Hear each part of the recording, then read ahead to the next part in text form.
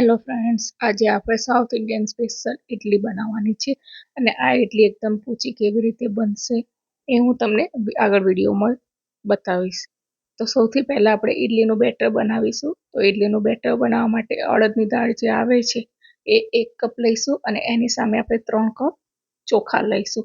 અહીંયા ચોખા તમે કોઈ પણ લઈ શકો છો.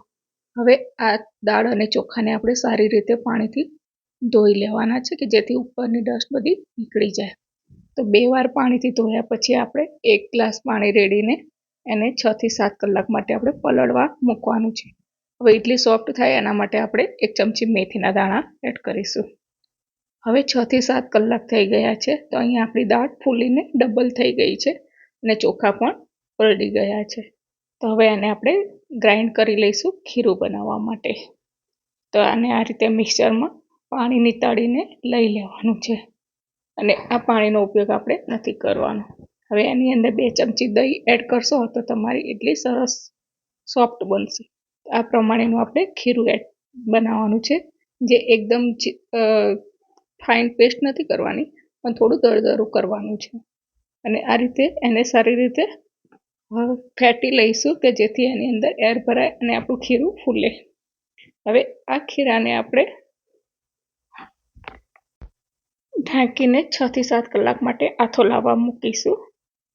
તો 6 થી 7 કલાક થઈ જાય ત્યારબાદ તમે જોઈ શકો છો કે આપણા બેટરની અંદર જાળી પડી છે, એટલે કે થોડું ફ્લફી થઈ ગયું છે, ફૂલી ગયું છે.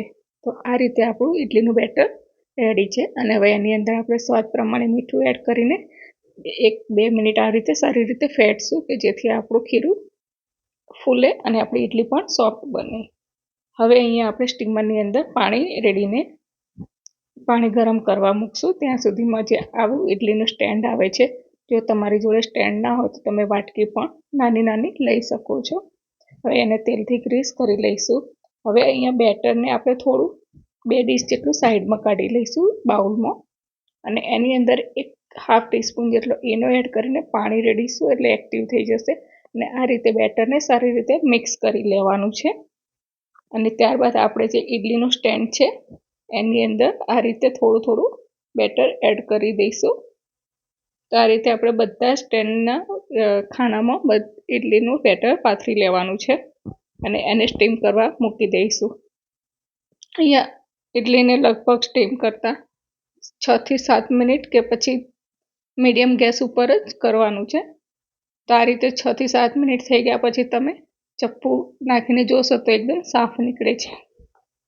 તો ઇડલીને બહાર કાઢીને આ રીતે એની ઉપર તેલ લગાવશો તો ઇડલી એકબીજા સાથે ચોંટશે નહીં અને આ રીતે ચપ્પાની કે ચમચીની મદદથી ઇડલીને આપણે બહાર સ્ટેન્ડમાંથી કાઢી લઈશું.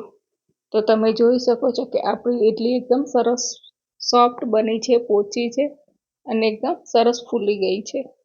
તો તમને આ રીતે બનાવશો તો પણ તમે એકદમ સરસ બહાર જેવી જ ઇડલી બનાવી શકશો. અને આ ઇડલીને આપણે સંભાર અને ચટણી સાથે પણ ખાઈ શકીએ છીએ.